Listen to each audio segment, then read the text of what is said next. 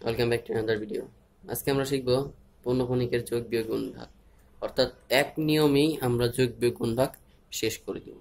আমরা যোগ বিয়োগের জন্য আলাদা নিয়ম শিখবো, আবার গুণ ভাগের জন্য আলাদা নিয়ম শিখবো। আর আমাদের 9-10-এর বইয়ে যে যোগ বিয়োগের নিয়মটা দেওয়া আছে, এটা একটু আমাদের বুঝতে সমস্যা হতে পারে, অনেক কষ্টকর একটা হইতে পারে অনেকের।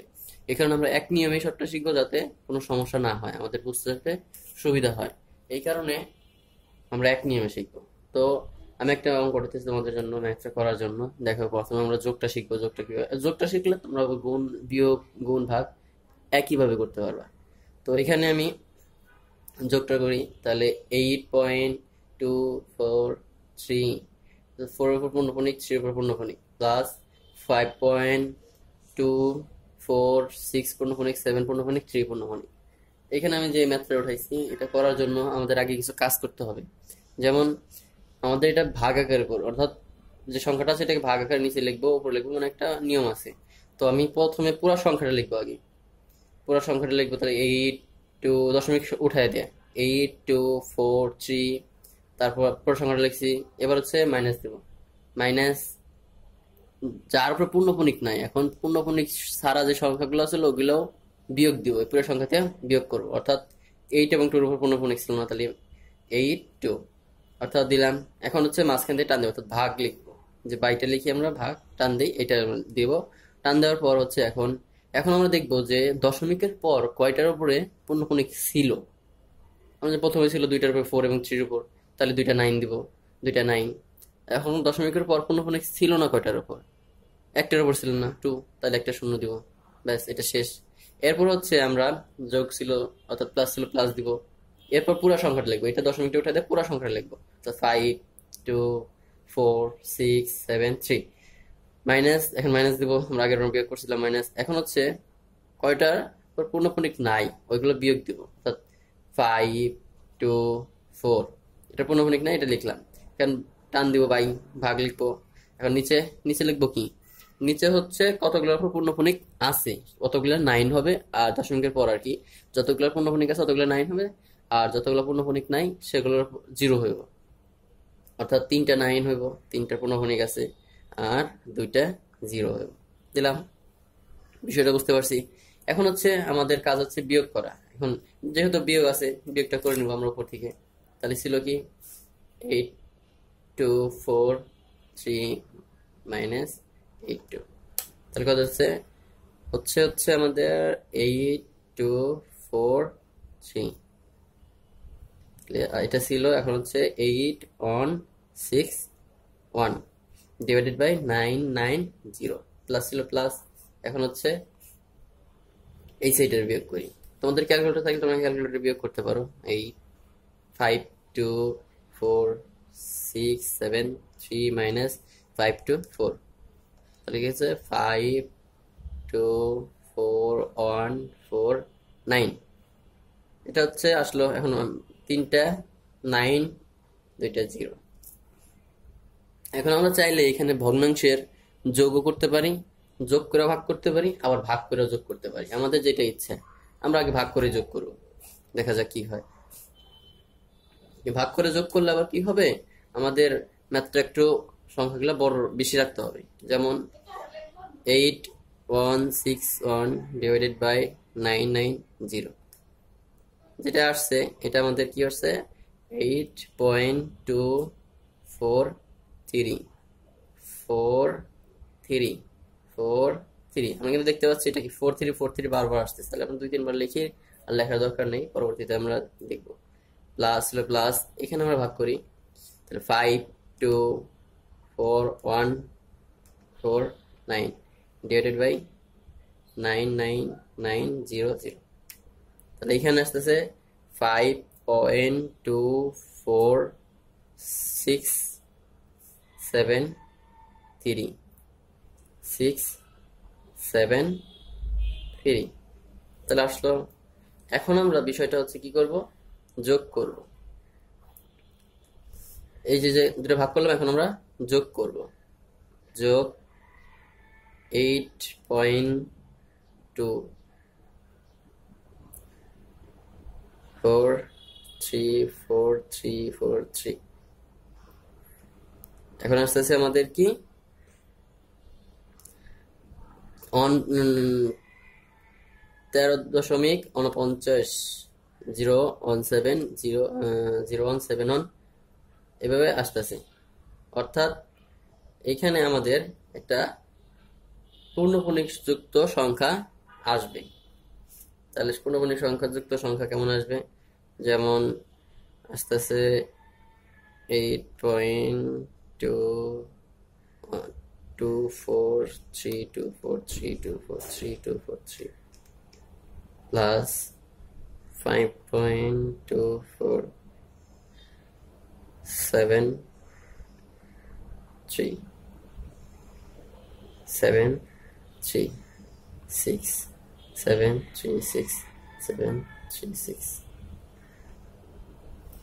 তাহলে এখানে আসতেছে আমাদের 13.4906 061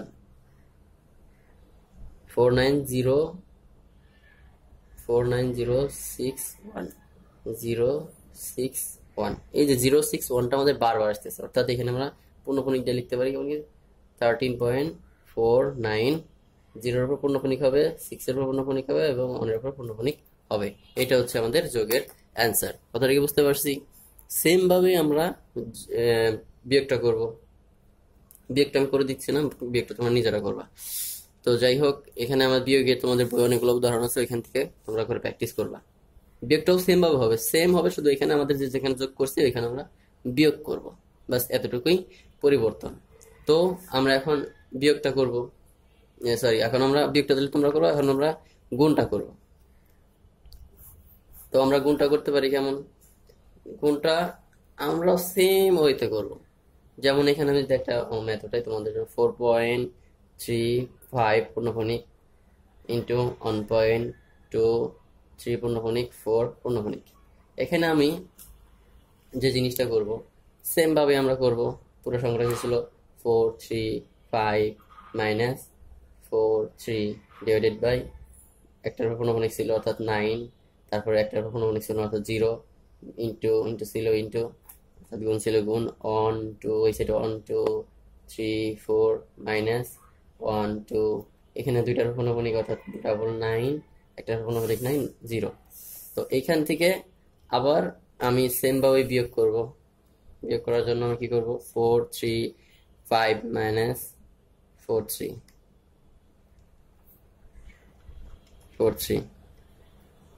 তাহলে আস্তে আস্তে 392 ডিভাইডেড বাই 90 ইন্টু 1 2 3 4 মাইনাস 1 2, তাহলে 1 2 2 2 9 0। তো এখানে আমি গুণ করে ভাগ করতে পারি, আবার ভাগ করে গুণ করতে পারি, আমার যেটা ইচ্ছা। তো আমি এখান থেকে গুণ করে দিই, আগে গুণ করে ভাগ করি, সমস্যা নেই। তো উপরে কি হইতে পারে? 392 ইন্টু 1 2 2 2, এটা যেটা হয়েছে আমরা লিখলাম, তার কি আসলো 4790224। তো আর নিচে আসতেছে গুণ করলে 90 ইন্টু 990, তাহলে 89100। বুঝতে পারলাম বিষয়টা? এখন আমি ভাগ করে দিব। ভাগ করে দিলে আমাদের পূর্ণপূর্ণিক একটা মান আসবে, একটা গুণের মান আসবে। এটা সেম হইতে সবগুলো একই আসবে। আমি যোগ করি, বিয়োগ করি, গুণ করি, ভাগ করি, কোনো সমস্যা নেই, কোনো সমস্যা নাই। তো এখানে আমি ভাগ করে দিই, তাহলে ভাগ করে দিই 4790224 ডিভাইডেড বাই 89100। তো আমার কি আসতেছে? 5.376251403। তো এটা কিন্তু পূর্ণপূর্ণিক আসতেছে না, নাকি পূর্ণপূর্ণিক আসতেছে? পূর্ণপূর্ণিক আসে না, অর্থাৎ আমাদের এখানে পূর্ণপূর্ণিক আসবে না, অসীমে চলে গেছে। এটা কিন্তু পূর্ণপূর্ণিক রাখা সম্ভব হচ্ছে না। তাহলে যে মানটা আসতেছে এটাই সঠিক, অবশ্যই সঠিক। তাহলে এটা আমরা গুণটা শিখলাম সেম ভাবে। তো আমরা ভাগটাও সেম ভাবে শিখবো, তবে ভাগটা করার সময় আমাদের একটু পরিবর্তন করতে হবে, একটু পরিবর্তন করতে হবে। সেটা হচ্ছে এই যে আমরা গুণ যেখানে দিয়েছিলাম ওইখানে ভাগ দিব, কিন্তু ভাগ দিয়ে কিন্তু ভাগ করব না, তখন আমাদের কি করতে হবে, এই ভাগের জায়গায় গুণ দিব, গুণ দিয়ে জিনিসটা উল্টে দিয়ে ক্যালকুলেশন করবো। আমি তোমাদের দেখিয়ে দিচ্ছি, একটু পুরো ক্যালকুলেশন করে দিব না, কিন্তু দেখিয়ে দিব যে ওইখানে কি পরিবর্তন হবে। তোমরা এটা বাড়িতে কাজ করবা, নিজের প্র্যাকটিস করবা। তো কেমন কি, যেমন ধরো যে 2 3 / 3 ভাগ 4 7 / 5। এই যে যে আমরা সংখ্যাটা দেখতে পাচ্ছি, যে বিষয়টা দেখতে পাচ্ছি, এটাকে আমরা মাঝখানে যে ভাগ আছে এখানে আমরা গুণ দিয়ে কিভাবে উল্টে দিব। তাহলে টু, যেটা প্রথমে যেরকম ছিল এটা এরকমই থাকবে, 2 3 / 3। এই যে ভাগের জায়গায় আমরা গুণ দিলাম, গুণ দিয়ে এই পরেরটা লব হরে যাবে, হর লবে আসবে, অর্থাৎ 5/4 7। বিষয়টা বুঝতে পারছি। সেম ভাবে পরে আমার এখানে গুণ আসছে, অর্থাৎ আমি সেম ভাবে কাজটা করতে পারবো। পরে ক্যালকুলেশনটা আমরা ওই আগের একই নিয়মে করবো। বিষয়টা বুঝতে পারছি। তো আশা করি তোমরা বুঝতে পারছো। আজকের মতো এতটুকুই।